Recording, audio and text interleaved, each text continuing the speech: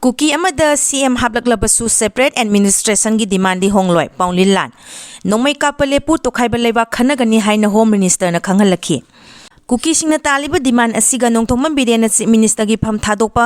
thadoktabaga mari leinade Kuki da CM oina honglo separate administration gi demand di ahongba amata leiroi tha ani nongmai kapale pu madugi matungda tokhaiba leba ki wafum khanagani haina home minister na khangalaki haiduna Chuchampur district Saikot SC MLA Paulinlan Haukipna Fongdokre. The Wire the Fever interview the Paulinlan Haukipna High state asida tangdu laitaba puraki hairabadi Union government asina Kuki singi tokhaiba lenga ama piraba khaktada oithokani masigi chapchaba khudam ama haukiba kumja lisingani kunmari gi December tarada Kuki gi MLA tarena Delhi gi jantar mantar da khongjang changsinba matamda mayek sengna utkrabani khongjang adu de MLA singna amuba maikhom uptuna media da wahai ama fawba phongdokhidabani Khongjang adugi mamangdadi BJP na Manipur gi wathok asida lawriba thodang asida pendaba amadi nungaitaba phongdokhi mahangna makhata na hai state asina masi yongna fibam soksilaglaba matam asida se minister na pham thadokpa asi khaktana yararoi tha asigi nipan de New Delhi gi bot haidokhiba aduda BJP na maipakpagi party gi oina nungaiba paw marak asida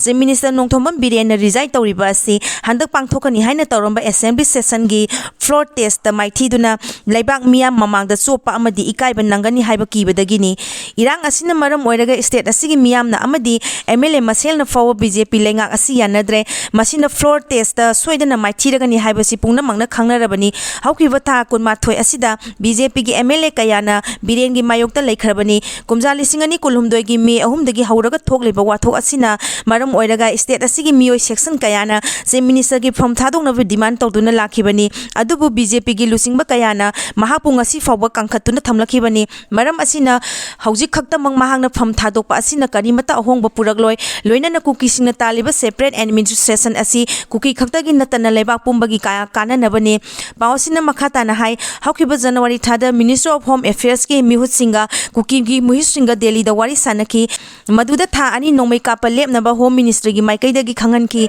loinana madugi matungda separate administration gi wafum asi khanagani haina thamki masigi mamangda su haukiba kumja lisingani kunmari gi October thada maitai naga amadi Kuki gi MLA kunrom Delhi da Home Minister na kauduna wari sanakiba laikhrabani maduna Home Minister Amit Shah amadi Chief Minister nongthomba biren di saruk yakhide Union government gi thaupuba singna puksel sengna thabak tawrabadi athuba matamda wairusin amadi suksoi soidana purakpa ngamgani loinana thokdo khudimang mamai thangdadi asum batana mai pakpa ngamgadoribani haina Paulinan Haukimna makhata na phongdokhi sel gi demand gi mayokta singjamai kaithel gi dukan sing thonglo nakhre Tampaki mafam ayambada puba thangma ngamlaroi sen gi demand tawrei haiduna mafam kharada miyamna yaningda bu khongjang changsinarapagi makha tarakpada singjamai kaithel gi dukan singda ju phibam asimang mayoknarakle haiduna ngasi puba thangma ngamdaba demand tawbiga no hairaduna kaithel asigi dukan sing thonglonduna protest tawkhre hairi dukan phamba miyoi amana phongdorakpada Manipur gi irangna maram oiduna dukan chang naina hangbasu ngamdre posu sitre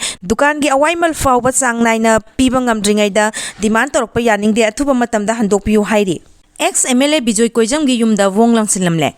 Thongju Assembly constituency gi hanagi MLA Bijoy Koijam gi yumda ngasi ayung masang khangdaba singna bom ani langsillamle laibu fudagi bom sing adu pokhai hokdre hairi singjamai police na konba Thongju phaijalai tongda leiba hanagi MLA Bijoy Koijam gi yumda bom sing adu masak khangdaba miyoi singna langsillambadagi imung manungi miyoi singna thengna rakhibani thodo adugi pau phongbaga singjamai police ta pau fiki amadi singjamai police amadi Manipur bom squad ki kangbu amal laktuna thodok thokfam da yengsan ki amadi bom ani adu lokhatke tungda bom sing adu Field labor solid waste dumping site ta pokhai han khre hairi thodo sigi matang da singjamai police na case ama lokhatuna thijin ba hokre hauju fawagi oina bom asi kanana kari gi damang langsillamli bano haiba japsana khangba ngamdri KCPPWG Mari Fare Police Control Room na ngasi numidang thorok pa zerol amada ngasi police na KCPPWG gi active cadre takhel mayum Victor sahi kulumdoi huidrom bikas Elias sanamasa sahi kunmanga oinam naungsa Elias Max sahi trampan amasung